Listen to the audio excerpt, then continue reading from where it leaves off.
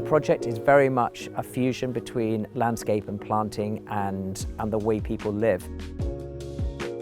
And landscape doesn't necessarily mean sort of vast open spaces. I mean, this is a landscape in itself.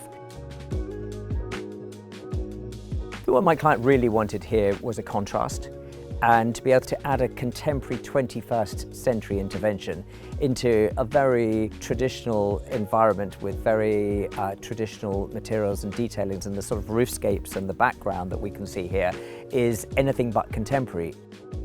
Sometimes one needs to be quite bold, and this is a bold intervention that is actually a surprise as well, because it's not seen from anywhere else. It's definitely a courtyard in its own right.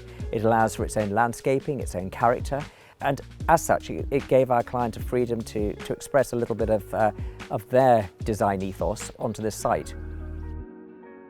As you can see, we're sitting in a stone environment here, and the local limestone is a very soft material. It's a cheap local material, it's plentiful, but it doesn't lend itself to pool surrounds, pool copings, paving, terraces.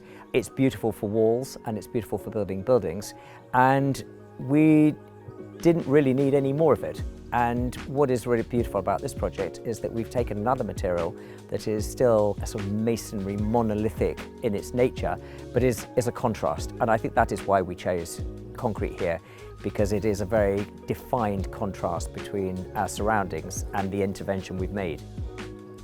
And we did look at stone, but we would need to pick a stone and then use it in so many different ways that it would have probably ended up being all about the stone and the detailing and the cutting and the pieces of stone, whereas the joy of this material is actually the flood of a fairly homogeneous sort of shading of tonality.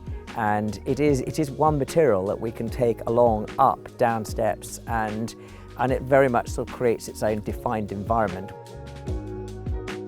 If we're looking for a material which is homogeneous, then concrete is a good answer.